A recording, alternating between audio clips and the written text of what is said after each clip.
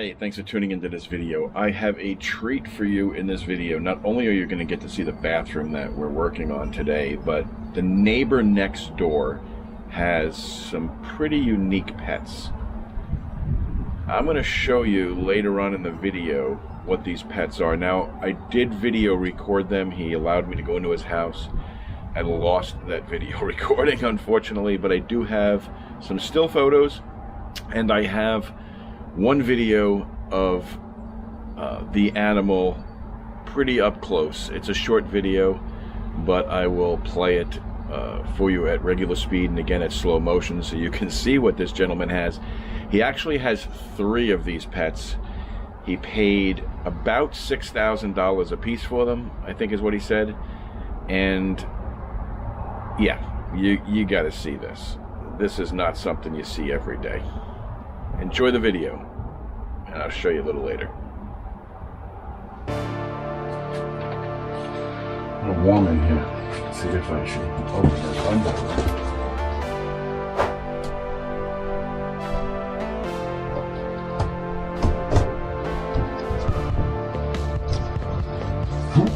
Doesn't really move.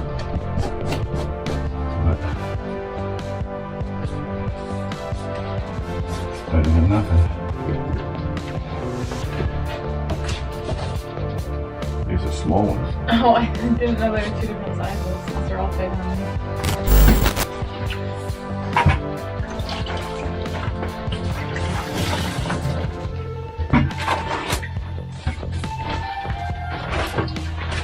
Kind of a small area. 2 people.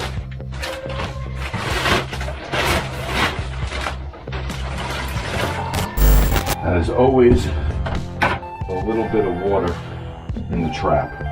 So even though we've got all the water out of there, if we move it, it's going to come out. So where we have to carry it through the house, we're going to use that bag.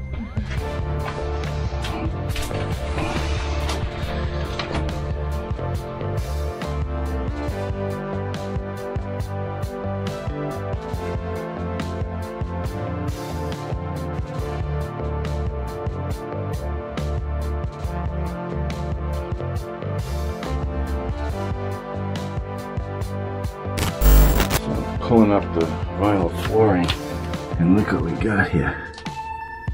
Unbelievable.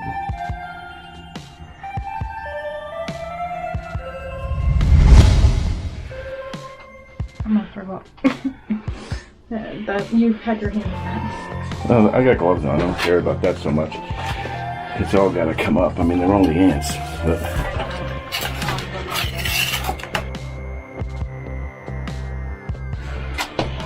We gotta get the razor knife. Why don't you cut along the edge of that shower pan there, which whoever put this in, I could tell by the flexing that there's no mortar under it. And it must have cracked because they put tape across there and all around the backside. Oh, a plumber didn't install that.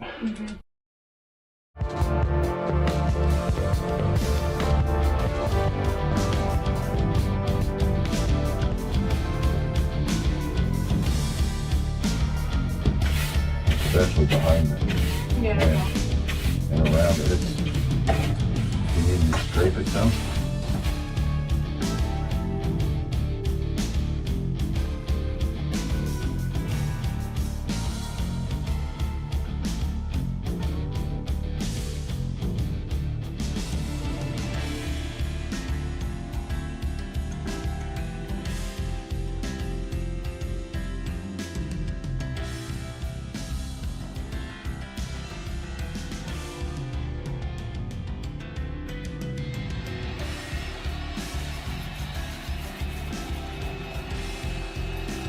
I'm going to start back here.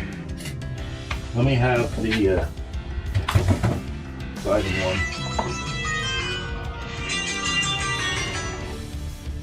Hi, this is Bob. Hi, Bob. This is Vanity. I'm a homeowner in Yardley, Pennsylvania. Okay. And my basement got some water damage back in September. There was mold, so I've been working with a company called Service Master.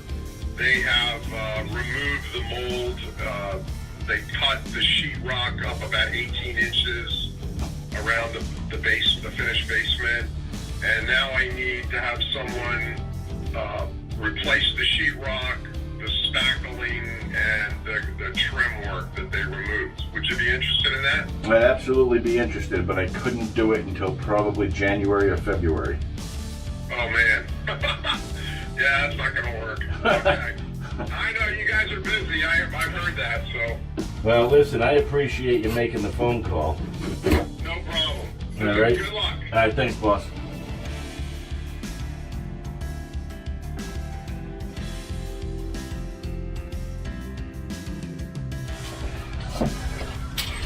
That is 20 and an eighth now.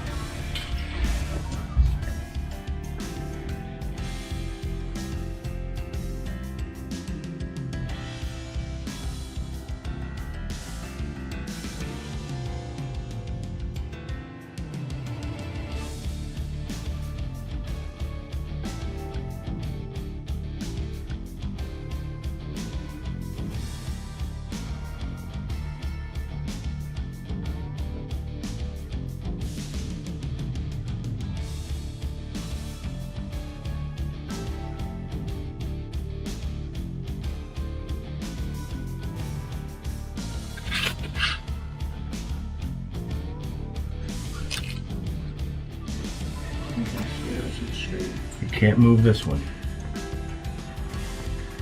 This has got to come in here. Yep, and cut it. Cut this. It's got to go straight. This one here is perfectly straight, so everything has to fit around it.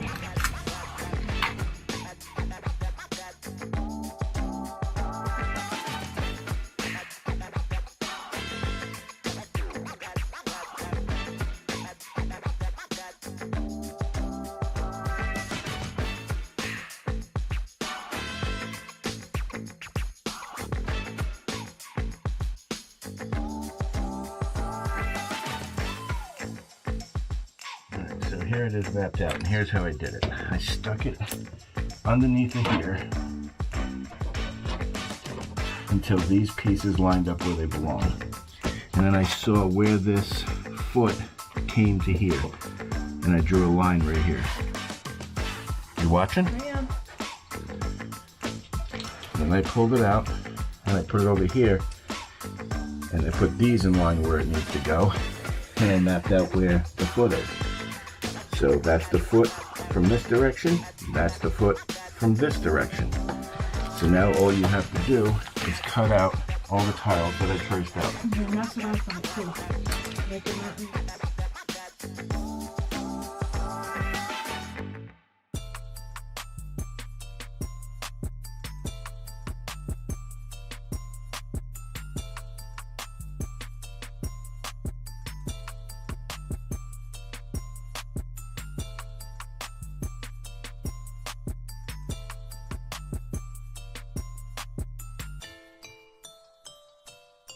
Okay, so that's your 4. And you're gonna have to lift this up and slide it into place. Then I might have to lift it up some more. I can't do it all by myself. It's hard. I'm holding the camera too. Maybe you could do it from here. There's a piece of dirt. There you go. Alright, that looks good. That looks good. Now the next full piece in there. Yeah, because the furnace is in here, it's crooked as beans. This is an old thing, they got old contact paper and stuff on it. Trying to pretty it up.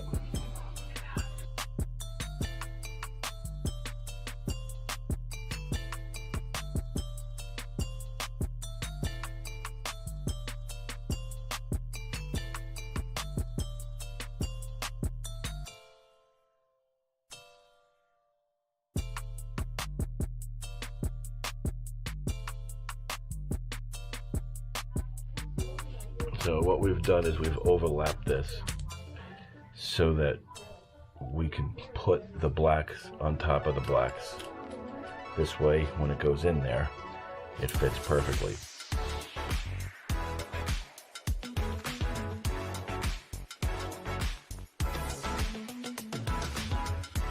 So if you got a area to fill that's not the same dimensions as the piece of tile, you just lay the tile over lapping the other tile and line up the black pieces with the black pieces on the edges,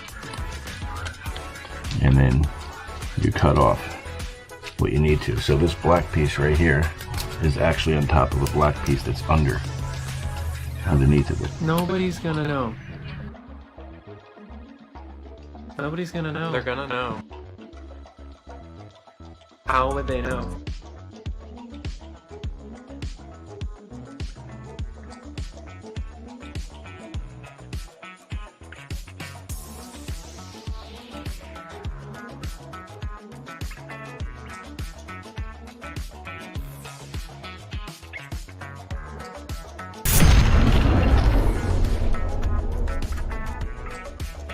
We're going to write numbers down for each one. And then we're just going to put that sticker on there. This way we know exactly where they go back. And all you do is you see where the separation is, you put the next one. And we're going to go through and do that each and every time. There's only like 3 or 4 rows that go across here. No.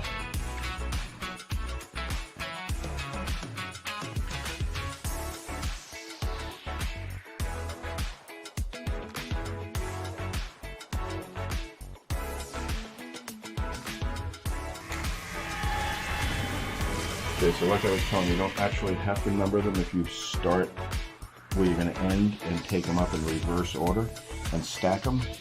The one on the top will be the last one, and that's the first one to go down. It's nice to use the numbers because if you get confused, if something gets misaligned, then you're not fighting with it, you know what I mean? Alright, we have to clean up all this stuff and get everything out of here that we're going to need out of here.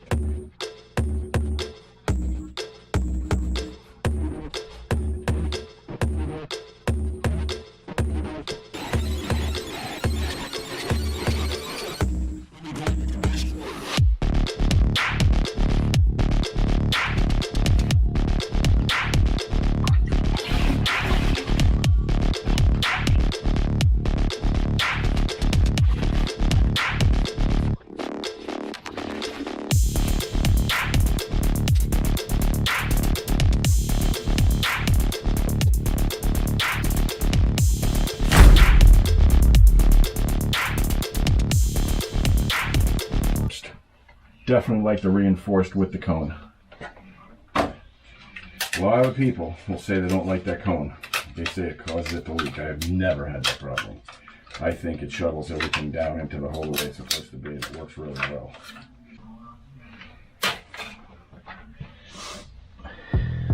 I'll sit that right in there. And let's sit this on it. Now you steer down your side.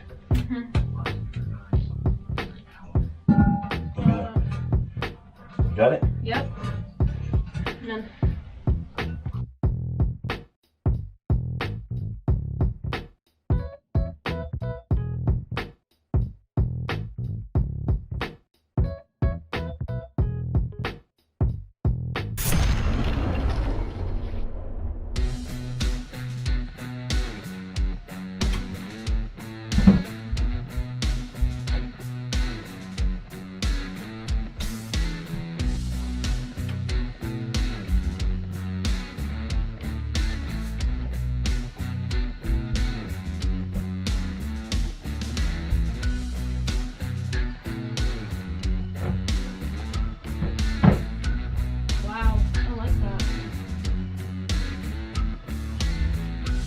make a line on the baseboard with a sharp pencil.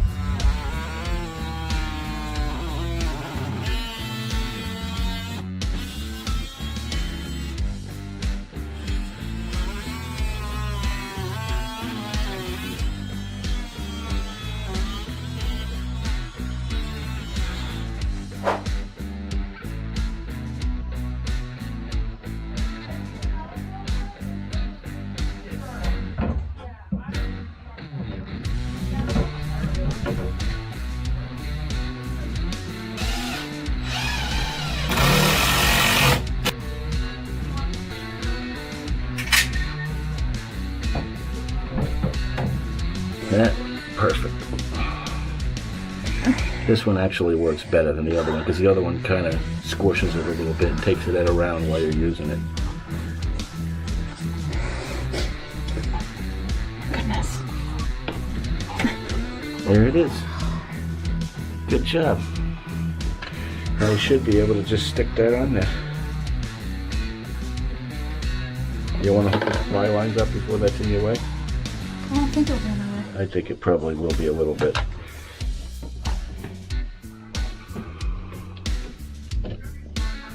I always connect double 3/8 between the hot and the cold just in case something happens and somebody touches it or bumps it or the valve lets go while we're not here. Nobody gets flooded. Make sure you put a loop in that.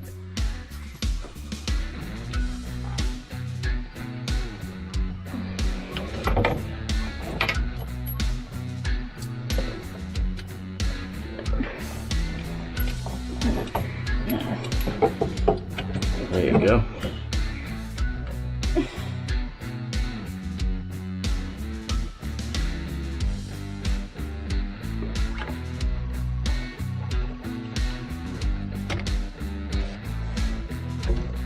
Tuck it to the bottom.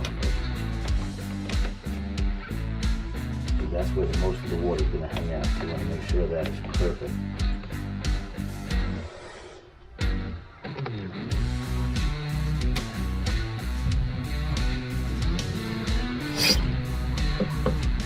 That one looks good.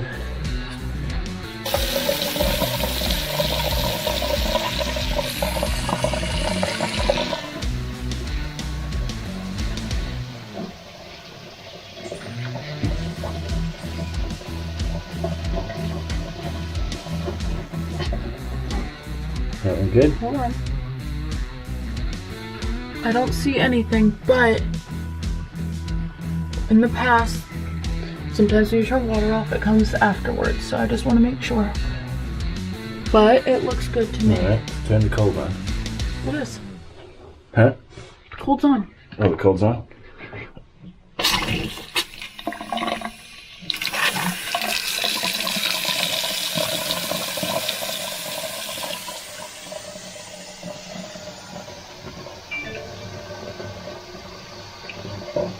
Looking good.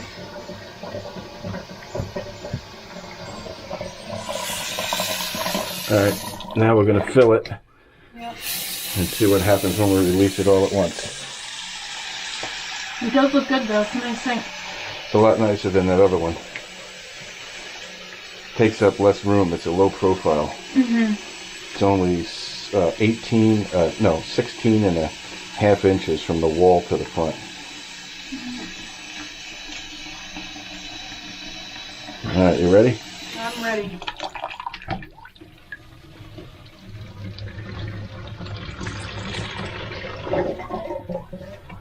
Looks good to me.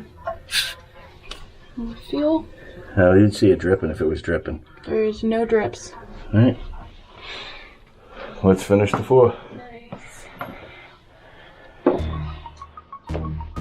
You already did behind the door, huh? Mm-hmm. Yeah, it was easier. That way I could close the door. Yep. Looking good. I think so too.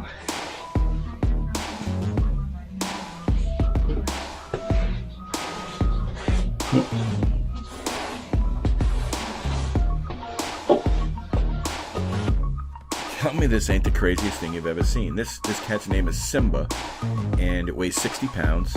He paid a little over $6,000 for this cat.